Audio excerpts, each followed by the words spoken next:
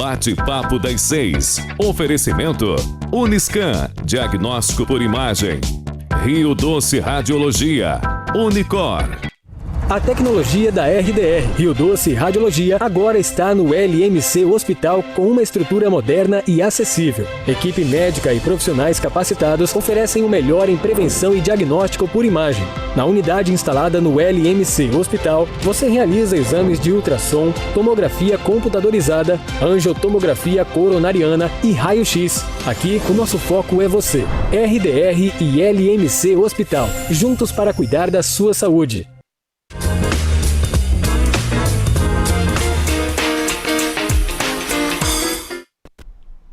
Olá, boa noite. Estamos começando mais um bate-papo das 6. Bom, segundo a OMS, 80% das causas das doenças que cometem o coração são de causas preveníveis. Hoje nós vamos falar do check-up cardiológico e conto com a presença do Dr. Alberto Nogueira, ele é cardiologista, e Dr. Patrick Pertel, cardiologista e ecocardiografista. Bem-vindos. Obrigado, Débora. Bom, hoje nós vamos aqui tocar nesse assunto, né, que eu acho que a gente tenta pegar aí os pacientes que não são acometidos por nenhum tipo de doença, né, são os pacientes, o check-up ele se estende a todos os pacientes, aí nós vamos falar aí, né, para qual perfil, né, quem que deve fazer o check-up, se são só esses clientes aí, esses pacientes que têm comorbidades, né? Então, para começar, eu gostaria de saber exatamente isso. Para que serve o check-up, um check-up cardiológico, doutor Alberto? O check-up serve para as pessoas que, como você falou, não têm nenhum tipo de doença cardiovascular aparente e querem prevenir, né? Querem evitar que tenham. Como esse dado que a OMS diz, né? De que boa parte dos ataques cardíacos e dos AVCs, né, dos derrames, a gente consegue prevenir. Então, nada melhor do que a gente fazer uma prevenção primária, né, que é justamente fazer uma avaliação clínica cardiológica geral, a busca de fatores de risco que possam trazer situações de risco como o infarto e o derrame. Então, o check-up cardíaco seria basicamente isso. Existe uma idade em que o paciente ele deve procurar esse check-up cardiológico, Patrick? Então, muito se discute exatamente sobre qual idade em que nós devemos começar a fazer esse rastreamento, esse check-up. E as fontes divergem, ainda mais nos dias atuais em que nós temos visto pacientes cada vez mais jovens com doenças cardiovasculares. Existe um número que a gente nunca pode se ater simplesmente a números, mas um número basal que se fala na literatura é mulheres acima dos 40 e homens acima dos 35. Claro que hoje em dia nós temos visto, enfim, no Hospital Rio Doce, no LMC, muitos pacientes abaixo de 35 anos com infarto, com doenças vasculares e cardiovasculares. Então, é muito importante a gente, em algumas situações, individualizar e avaliar o paciente como um todo, história familiar, fatores de risco. Então, esses são os números basais, mas a gente sempre tem que ter suas minúcias, suas peculiaridades. Quanto antes aparecer a doença na família, eu acho que isso é um alerta, exatamente, né? Quanto mais jovem for aquele familiar, né, principalmente de primeiro grau, que desenvolveu uma doença cardiovascular, eu acho que esse paciente, a partir da idade adulta, deve procurar, né, uma assistência e uma avaliação precoce. A história familiar é muito importante em casos de infarto, principalmente. Então, isso tem que ser levado muito em consideração. Passou e principalmente se tiver também alguma patologia associada, envolvida, né? Isso aí. Histórico familiar, ele é importante, principalmente naquele cenário de morte súbita, antes dos 40, antes dos 35 anos, em que a gente não pensa muito em infarto, né? A gente pensa mais em doenças genéticas, cardíacas, hereditárias, né? Então, a histórico familiar ele vai dizer muito pra gente, principalmente dos parentes de primeiro grau, né? Pais e irmãos. Se tem histórico de morte súbita, a gente tem que pesquisar em todos os pacientes independente da sua idade. E a gente fica muito focado, às vezes, né, o paciente, né, o que detém a informação de forma superficial, assim, ao infarto, né, como uma coisa, né, que seria o que mete mais medo no paciente, né, que é infartar, é ter uma morte súbita, né. Isso, e a maioria acha que a morte súbita é o infarto, né, então eles vão chegando não sei quem teve um infarto. Teve um infarto. E aí você vai pesquisar e, na verdade, foi como antes dos 35, e aí o infarto se torna cada vez menos frequente. É óbvio que, como o Patrick falou, né, Patrick? A gente sabe que o infarto está acontecendo mais precoce, né, nos dias de hoje, mas a gente tem sempre que pensar em morte súbita de origem genética, né, que são as doenças genéticas cardíacas, que é doenças de rins, miocardiopatia hipertrófica, por aí vai.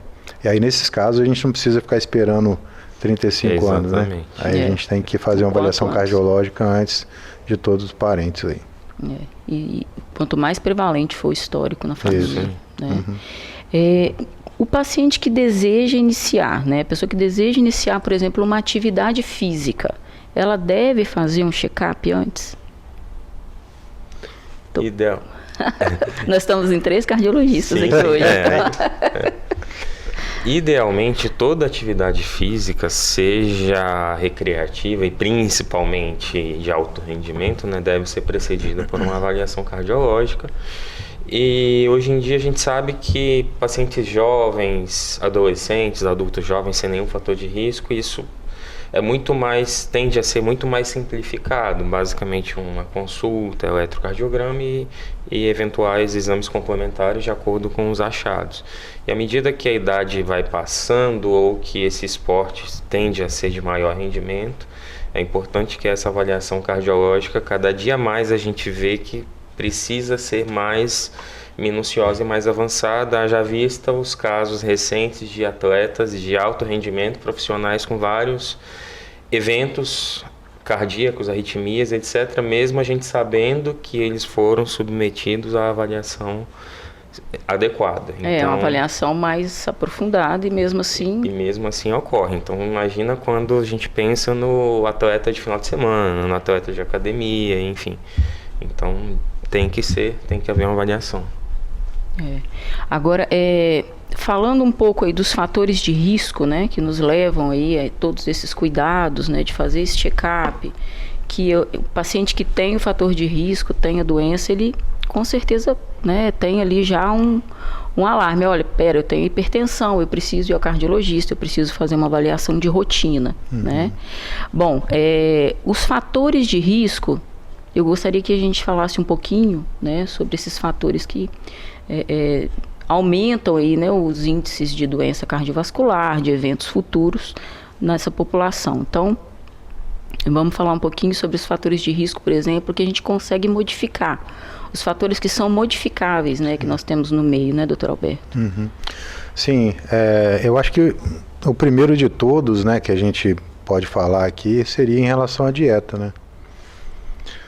A gente sabe que tem 4 fatores de risco aí, segundo a OMS, que são os principais causadores aí de doença cardiovascular, né?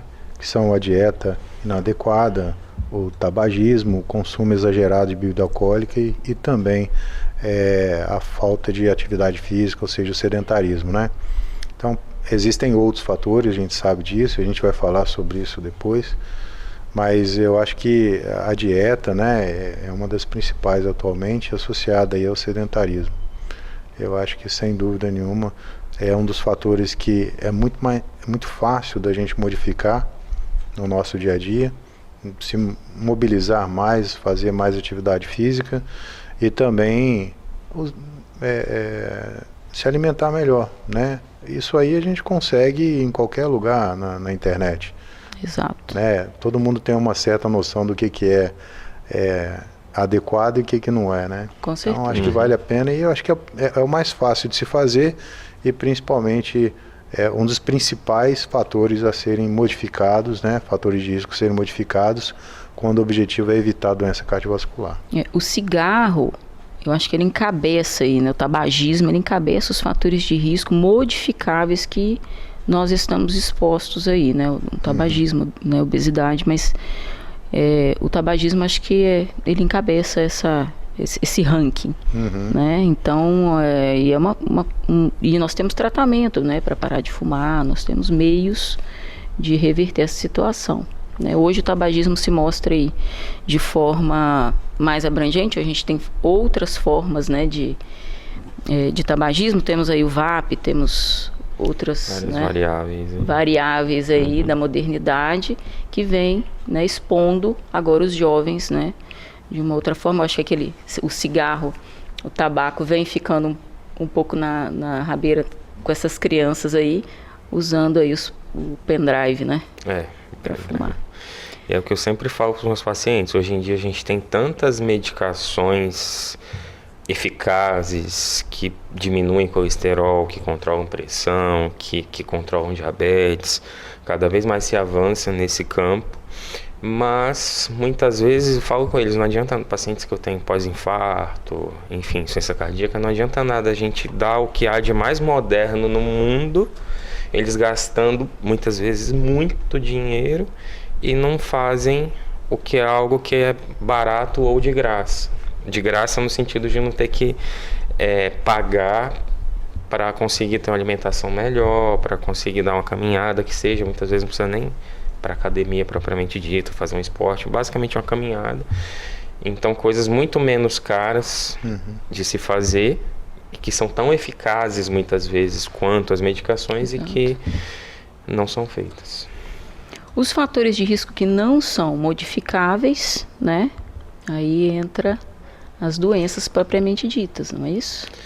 E o fator hereditário. São as doenças. Primeiro de tudo a genética, né? A história familiar, que essa não tem jeito de mudar.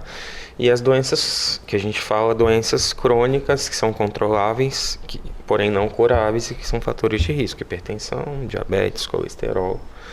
Basicamente são os principais fatores que a gente fala de não modificáveis, porque são doenças crônicas controláveis, porém não curáveis. E que precisam ser controladas. Exatamente. Né? Então, diabetes, independente ali, né? Você tem o diabetes, mas se você não controla, você fica muito mais exposto. O diabetes, ele é um dos fatores principais aí para infarto e derrame. Ele traz uma série de consequências aí nos vasos sanguíneos e a gente precisa ter um certo cuidado com ele em relação não só à parte de dieta, mas em acompanhamento e tratamento adequado, porque o diabetes no início ele não dá nenhum sintoma importante. Exatamente. E as pessoas acabam achando que aquilo é natural e que enquanto não tem sintomas não precisa de tomar remédio, parecido com pressão alta, né? E aí o diabetes ele vai se desenvolvendo, vai gostando e vai trazendo complicações cardiovasculares, complicações renais, complicações metabólicas, uma série de situações ruins. E aí quando começa a dar os sintomas, aí a gente vai trabalhar contra o tempo, né, tentando reduzir as complicações. Então realmente o diabetes é muito importante que se faça o controle, e o controle rigoroso e prolongado, né, mantido. Manter os contínuo. Níveis da glicose estáveis, né, doutor Alberto, assim, né? Porque os picos, né, de pressão, pico de glicose, isso tudo, nesses momentos aí, né, na manutenção dessa oscilação toda. A gente tem lesão, né? Se a ideia é prevenir doença cardiovascular, a gente tem que controlar esses fatores. Muito bem. Bom, nós vamos encerrando aqui o primeiro bloco. Voltamos em seguida com mais bate-papo das 6 para vocês.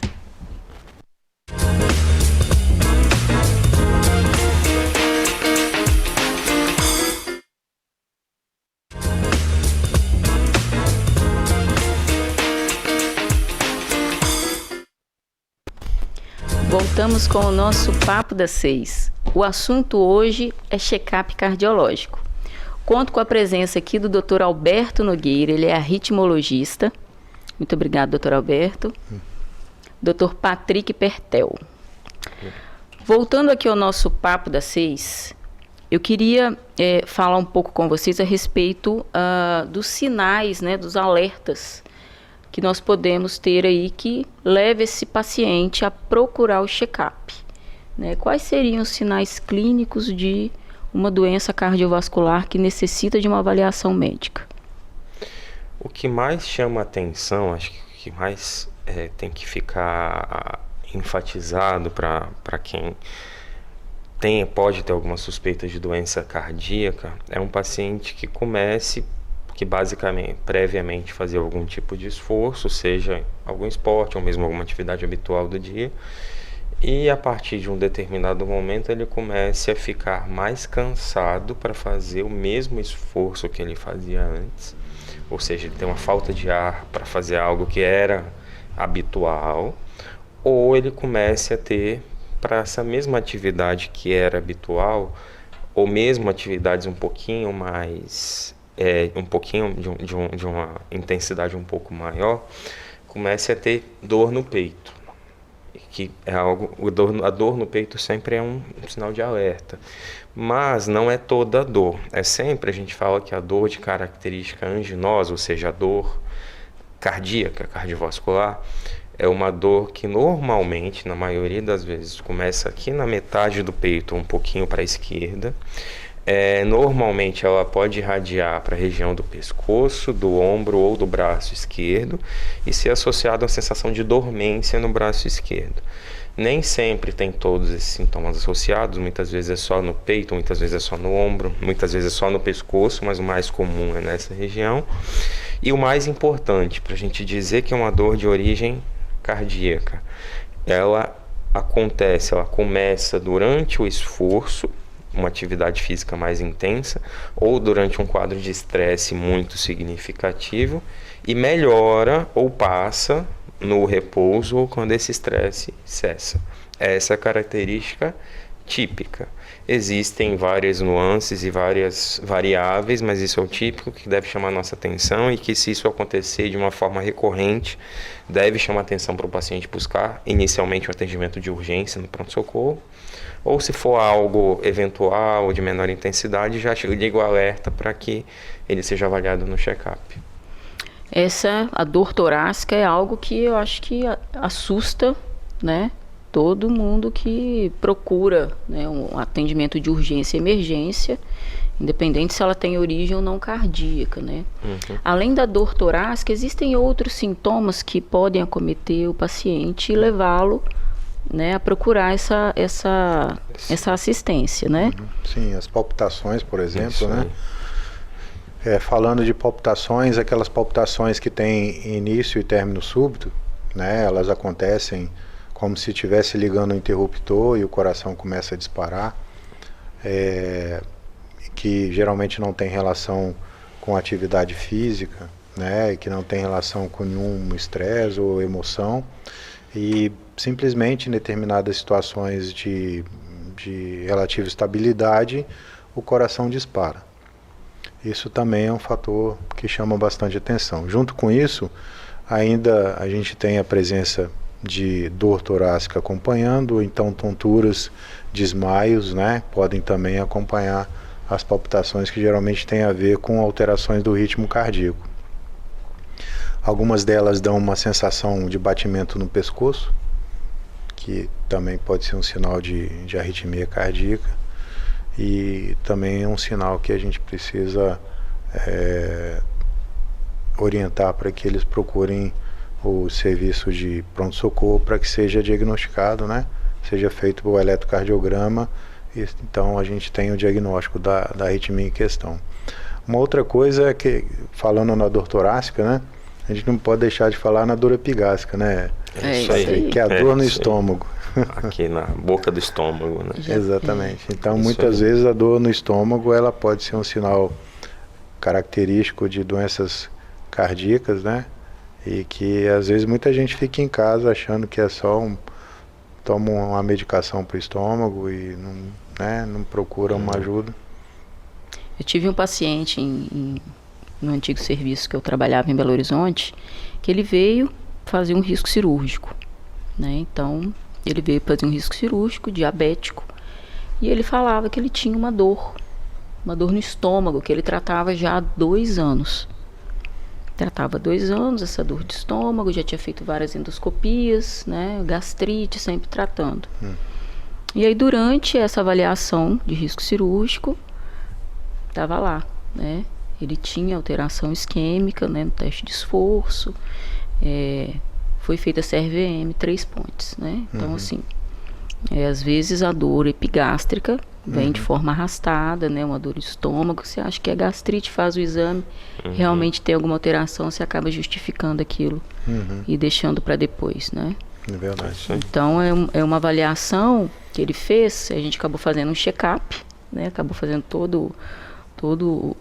dando toda a assistência que ele precisava, mas graças a uma cirurgia de hérnia que ele ia fazer. Então, é muito importante a gente estar atento aos sinais, né, aos alertas aí que o corpo vai dando, né? Bom, os exames que a gente tem, o arsenal de exames que nós temos para fazer esse check-up. O check-up é algo demorado, é algo que leva muito tempo para ser feito, né? Porque às vezes você fala assim, check-up, o paciente fala, isso vai demorar meses para fazer, né, um check-up. Como que é esses exames, qual a complexidade dos exames? Isso o check-up pode ser feito, e normalmente tem sido feito aqui, né, em áreas no nosso serviço, de uma forma bem otimizada, bem rápida e bem sequencial, de forma que o paciente faça uma sequência de exames, sejam cardiológicos, exames de outras áreas, em basicamente um dia inteiro, no máximo em 2 dias. Então, é uma sequência bem pré-determinada, desde exames de sangue, exames de tomografia, ressonância, ultrassons, testes de esteira, endoscopia e colonoscopia de acordo com a indicação e avaliações médicas, consultas com algumas especialidades. Isso tudo em uma sequência bem planejada e que na maioria das vezes dura 1 dia, no mais tardar 1 dia e meio. Então é algo que, se for muito bem, são exames que muitas vezes, se fossem ser agendados de forma individual, aí sim levariam dias, semanas ou meses, de acordo com as agendas, mas é algo que nós temos conseguido compactar de uma forma bem ágil. Exatamente, e você sai dali com uma resposta, né? Isso você aí. Sai dali com uma orientação do segmento, como deve ser feito. Nos exames laboratoriais, esses exames são coletados em jejum, na maioria das vezes, né? É o ideal. O que a gente procura nos exames de sangue desse paciente? A gente tem exames, o primeiro é a gente avaliar a tal da glicose, né? Que todo mundo também já sabe avaliar. E se ela está acima de 99, né? E a gente já vê que ela tem uma alteração. A hemoglobina glicada também é um exame importante para a gente avaliar a evolução da glicose nos últimos 2, 3 meses, né? E a gente tem as glicoses aí pós alimentação, pós ingestão de glicose, e tem a glicose também após prandial. Elas também ajudam na detecção e no controle aí de uma possível diabetes ou pré-diabetes, né? Além disso, a gente tem também os lípidos, né? Que são o colesterol, as frações do colesterol, o triglicerídeo, que tem que ser avaliados de forma individual, dependendo do fator de risco de cada paciente. A gente tem alguns scores de risco que colocam um paciente de acordo com as suas características clínicas em baixo, em intermediário, alto ou muito alto risco, né? E aí os níveis de colesterol, eles também vão variar baseados nessa característica clínica do paciente. E é óbvio que outras situações nos exames que a gente pode avaliar também, que a parte de tireoide é muito importante, a função renal, né, a parte hepática também, entre outros. Faz parte aí, né, do nosso arsenal aí, e é uma coisa simples de ser feita, assim como o eletro, que é um exame muito simples, né, doutor Alberto, e que nos traz tantas informações, né? Eu acho que quanto antes você tiver um eletro, né, eu acho que é seguro, é algo que não é inócuo e é baixo custo. né? Então, assim, faz parte também do check-up. Né? O eletrocardiograma é importantíssimo, né? A gente, inclusive, os europeus, para eles liberarem os pacientes para atividade física, é exigido deles, inclusive crianças, que se façam eletrocardiograma. Né? Além do exame físico, da história clínica, né? E da anamnese, e também do exame físico, a gente faz o eletrocardiograma para poder avaliar certas doenças, inclusive genéticas, né, que podem aparecer. Não tem nada a ver com a idade, nem com diabetes, nem com pressão alta. Exatamente. Né? Que tem a ver com doenças que podem ser prevenidas ou avaliadas e tratadas precocemente.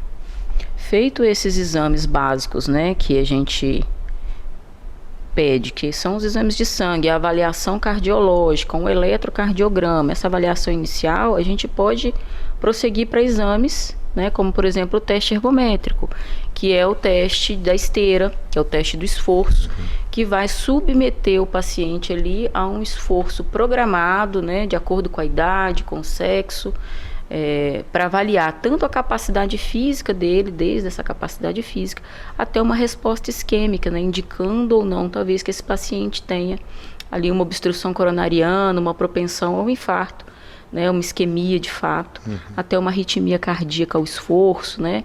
Então, nós temos aí também, além desse teste convencional ergométrico que a gente faz mais comumente achado, né? Nós temos aí medidas diretas de VO2, né, com o ergospiro, para os pacientes que são atletas ou que tendem a fazer alguma competição, né, uma avaliação muito mais completa, né? E para complementar, aí nós temos o ecocardiograma, né, doutor Patrick? Isso, o ecocardiograma faz parte dessa avaliação inicial, é um exame também sem riscos, inócuo, relativamente simples, é um ultrassom do coração em que nós avaliamos toda a anatomia e fisiologia cardíaca, tanto funcionamento, contratilidade, se a parede do coração está grossa ou não, um paciente eventualmente hipertenso que tem uma hipertrofia, que tem algum problema de válvula, a gente avalia todas as válvulas do coração. Se já infartou, dá para ver também? Se já teve infarto, dá para ver. E é um exame que nos dá muitas respostas em relação ao paciente, que já, por exemplo, um paciente já hipertenso, que a gente não sabe há quanto tempo, se ele é controlado, se ele não é controlado, pelo eco a gente consegue avaliar se o coração já tem alguma repercussão dessa pressão alta, se já tem alguma repercussão, eventualmente algum problema de válvula, que pode ser secundário a uma outra doença, e é uma gama enorme de informações que a gente consegue. E muitas vezes a gente vai fazer, né, um exame de check-up, assim, não é incomum achar alguma alteração em válvula, por exemplo, né? Várias vezes, pacientes jovens de exame de rotina, exame de risco cirúrgico, em que assintomáticos nunca tiveram nenhum tipo de problema, e eu já achei os mais variadas alterações, desde coisas simples até coisas que precisaram de cirurgias rápidas, porque eram potencialmente graves. Esses exames, dando alteração, por exemplo, aqui nós falamos das válvulas, né? Mas o teste ergométrico dando lá que tem uma isquemia, ou tem uma arritmia, ou tem uma valvulopatia, o que fazer em seguida, né, doutor Alberto? Que o paciente deve... Porque às vezes o check-up está ali, ele foi para fazer o check-up, né? Mas aí realmente evidenciou ali as alterações, né? Então é estagiado, né? A gente começa com as coisas mais simples e padrão, né? Nas coisas de padrões, porque como o histórico, o anamnese, o exame físico, o eletro, e aí vem o ecocardiograma e o teste de esteira na maioria das situações. E a partir daí, dependendo das situações que acontecerem, os resultados desses exames, a gente pode seguir um pouco mais na avaliação, principalmente falando um pouco das arritmias. Havendo alguma necessidade de investigação pelos sintomas do paciente ou pelas alterações desses exames prévios, a gente pode usar o Holter, que é um aparelho que fica 24 horas, analisando o batimento cardíaco do paciente, fazendo o eletrocardiograma, né, entre aspas, de 24 horas ou de 72 horas ou até de 7 dias, para poder avaliar o ritmo cardíaco e entender fazer o diagnóstico da arritmia, saber o comportamento daquela arritmia e a complexidade da arritmia. Além disso, além do Holter, a gente tem outros exames como a angiotomografia de coronárias, que ela pode ser usada para tirar as dúvidas em relação à estratificação de risco, saber se um paciente com risco cardiovascular intermediário, se o risco dele é intermediário mesmo ou é alto risco. A angiotomografia coronária ela vai mostrar a quantidade de cálcio presente nas artérias coronárias, que são as artérias que irrigam o músculo cardíaco, e também mostrar para a gente se tem alguma placa de aterosclerose, ou seja, alguma placa de gordura que já esteja entupindo essas artérias e qual é o grau de entupimento. No caso do Holter, eu tenho uma dúvida, né? Assim, na verdade, para expor aqui para quem está em casa. Fez uma vez, tá bom? Não, o Holter, ele é um exame que depende do problema aparecer.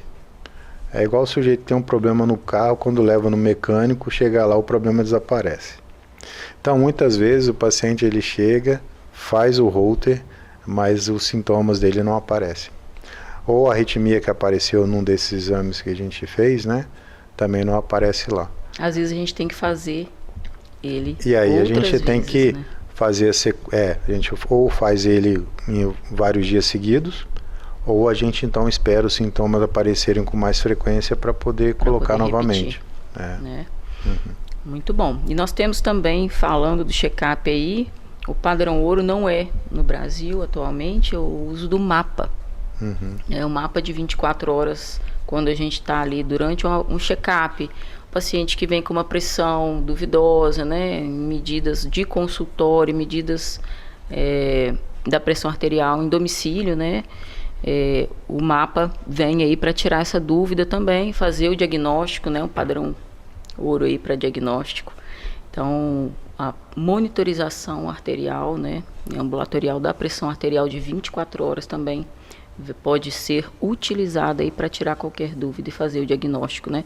Tanto da pressão alta quanto de outros tipos de pressão, como avental branco, né? O paciente com frequência fala, eu não sou hipertenso. A pressão fica alta no consultório e você faz o mapa e tá lá a hipertensão arterial, né? Então isso aí também é um dos nossos braços aí para fazer diagnóstico. Bom, quando esses exames vêm todos normais, o check-up normal, tudo certinho, dá uma sensação de que tá tudo bem, né? E o paciente às vezes dá aquela relaxada, né? Fala, opa, tá tudo bem, agora eu posso comer à vontade, eu posso continuar sedentário, é isso mesmo que a gente tem que... É assim que o paciente se comporta com vocês, é só comigo? Exato, o grande problema que a gente vê é exatamente esse, quando um paciente chega, seja no check-up ou por uma investigação por outro motivo, quando ele faz vários exames e ele vê que esses exames não deram nada, involuntariamente ele fica relaxado. Ah, não, tá tudo bem, agora é final de semana, eu vou fazer churrasco, vou comer tranquilo. E a gente sabe que não é assim. Lógico, é muito bom que esteja tudo normal, mas a gente precisa sempre trabalhar para que isso se mantenha. Como a gente falou no começo, 80% das doenças cardiovasculares são preveníveis e muitas vezes essa prevenção se dá por você evitar que surjam fatores de risco. E o mais básico que existe para que isso aconteça é hábitos de vida, seja alimentação, atividade física, cessar cigarro, bebida alcoólica com moderação. Isso tudo não é algo que se faz de um dia para o outro, de uma semana para outra. É toda uma vida de... Não vou falar de restrições de radicalidade, ninguém quer que seja assim, mas a gente sabe que muitas vezes lá na frente a gente pode pagar o preço. E às vezes você está no check-up ali com tudo normal, mas aquele colesterolzinho ali no limite, né? Então assim, a gente precisa não relaxar, né? Com os exames bons, é o que eu falo, os exames estão bons, então que bom, é uma chance de fazer tudo dar muito certo, não é isso? Isso aí. Bom, nós vamos para um próximo bloco daqui a pouquinho, vamos fazer um intervalo agora e voltamos em seguida.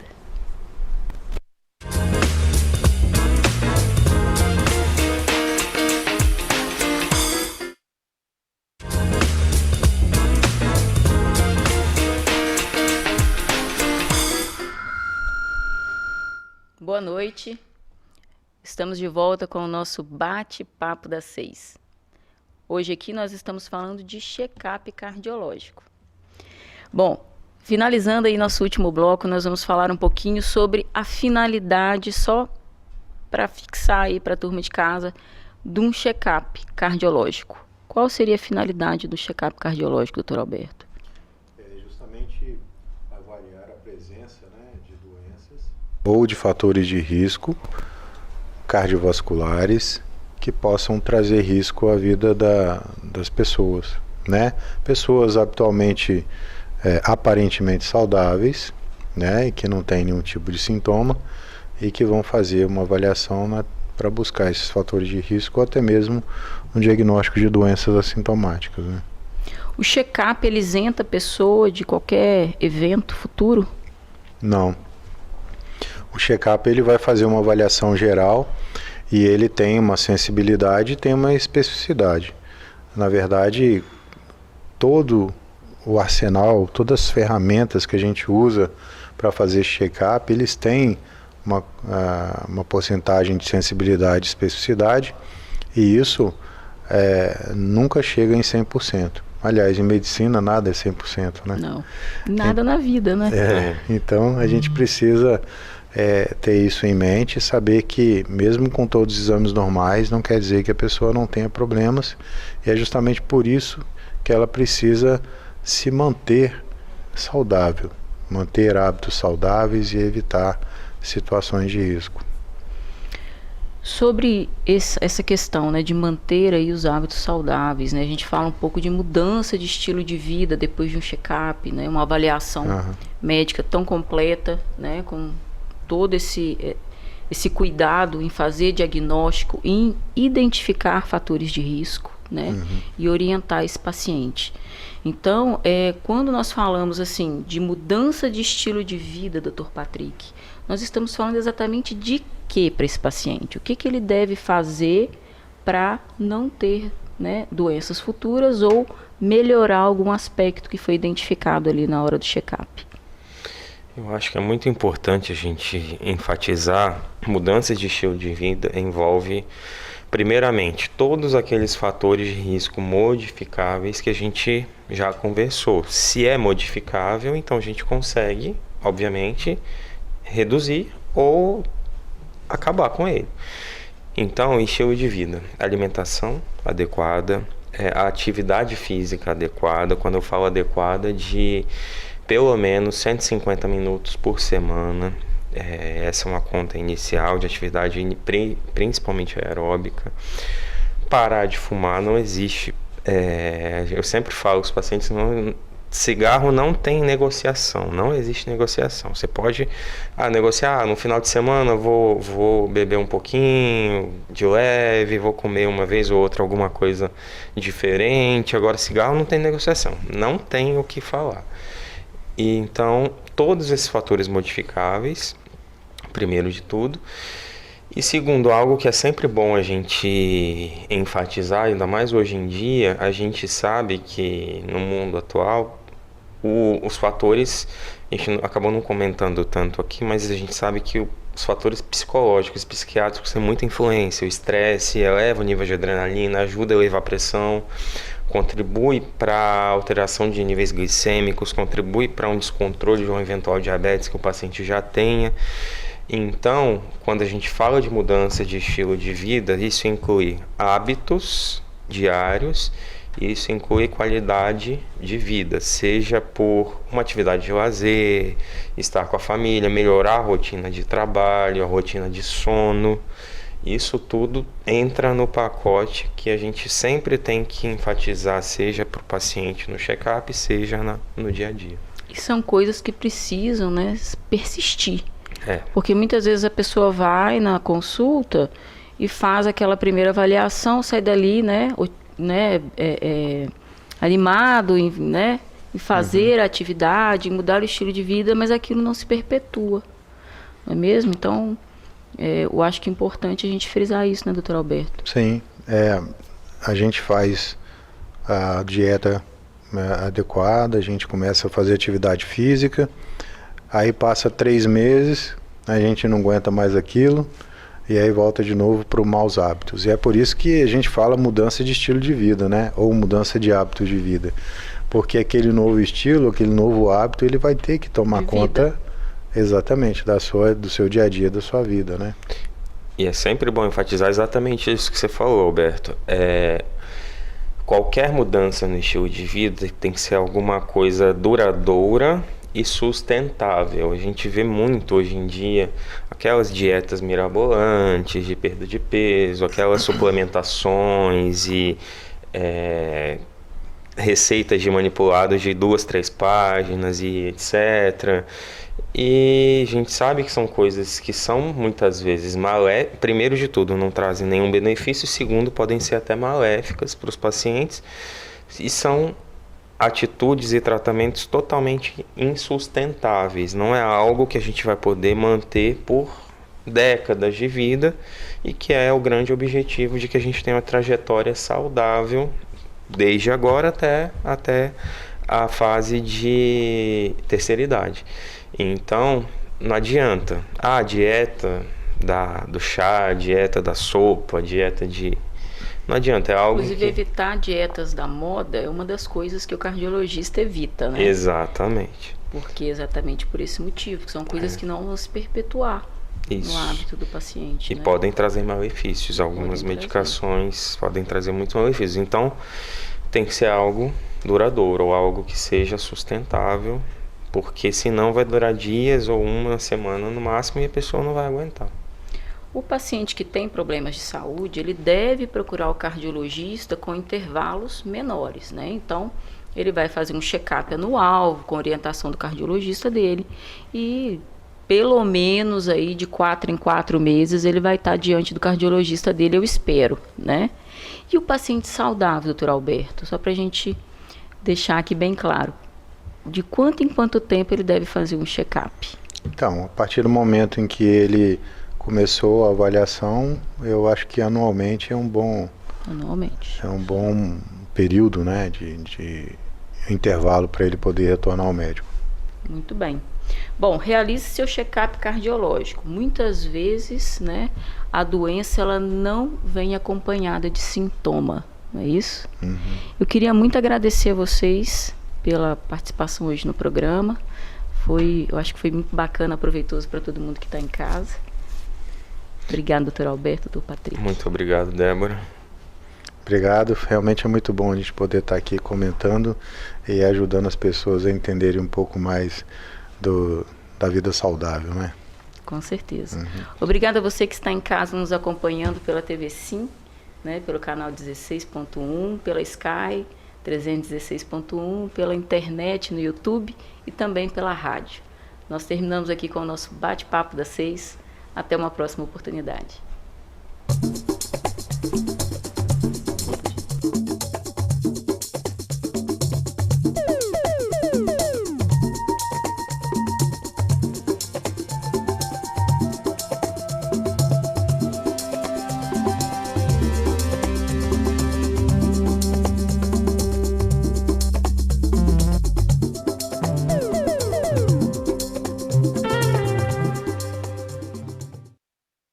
Bate-papo das 6. Oferecimento Uniscan, diagnóstico por imagem.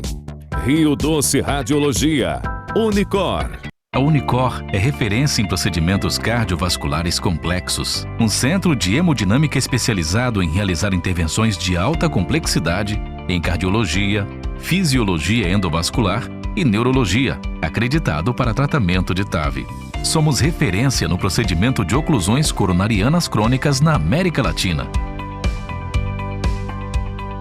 Entre em contato para mais informações. Unicor, medicina de primeiro mundo em Linhares. A tecnologia da RDR, Rio Doce Radiologia, agora está no LMC Hospital com uma estrutura moderna e acessível. Equipe médica e profissionais capacitados oferecem o melhor em prevenção e diagnóstico por imagem.